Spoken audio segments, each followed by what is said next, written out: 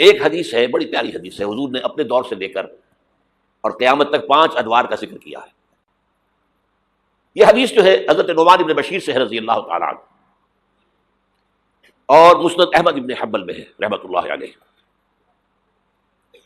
حضرت نعمان بن بشیر فرماتے ہیں حضور نے ارشاد فرمایا تکون النبوۃ فیکم ما شاء اللہ ان تکون، لوگوں دیکھو نبوت تمہارے مابین رہے گی جب تک اللہ چاہے گا کہ رہے، ثم یرفع اللہ اذا شاء یرفعها، پھر جب اللہ چاہے گا اسے اٹھا لے گا۔ کیا مطلب؟ میں رہوں گا تمہارے مابین جب تک اللہ چاہے گا، پھر جب اللہ مجھے اپنے پاس بلا لے گا، میری وفات ہو جائے گی تو دور نبوت ختم ہو جائے گی۔ ثم تکون خلافۃ علی منہاج النبوۃ، پھر ایک دور ہوگا خلافت لیکن نبوت کے نقش قدم پر، بالکل نقش قدم پر، ڈٹو کاربن کاپی، کوئی فرق نہیں ہوگا، بال برابر بھی۔ اس کو ہم کہتے ہیں خلافت راشدہ۔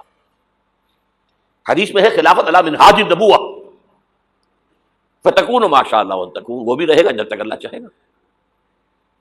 ثم یرفع اللہ اذا شاء یرفع، جب اللہ چاہے گا اسے بھی اٹھا لے گا۔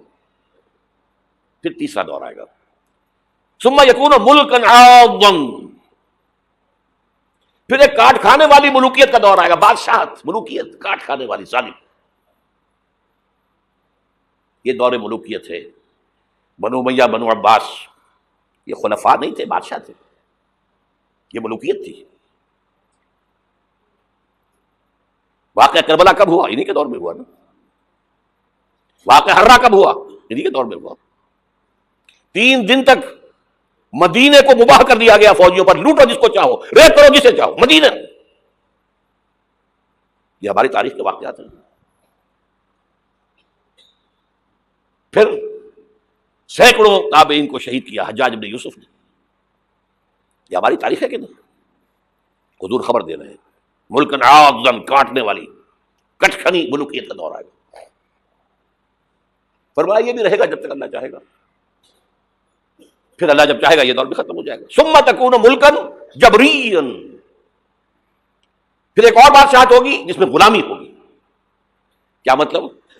یہ پہلی ملوکیت مسلمانوں کی تو تھی، کلمہ گو تو تھے، جھوٹے تھے یا سچے تھے، کلمہ گو تو تھے، اچھا برے بھی تھے تو اچھے بھی تھے، بہت اچھے اچھے لوگ بھی پیدا ہوئے۔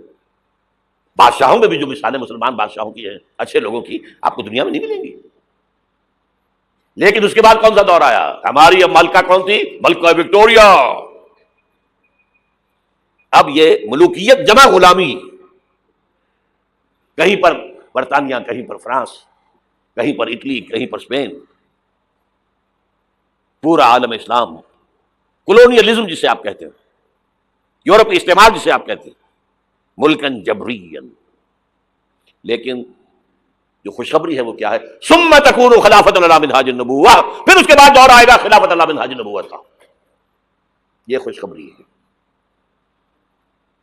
آج تاریخ کا قافلہ کہاں کھڑا ہے نوٹ کر لیجئے۔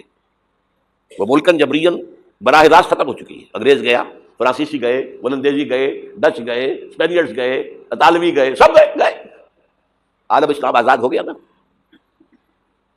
لیکن بائی پراکسی انہی کی حکومت جاری ہے، ابھی انہی کے غلام ہیں، انہی کی تہذیب، انہی کی عریانی، انہی کی بے حیائی، انہی کی بے شرمی۔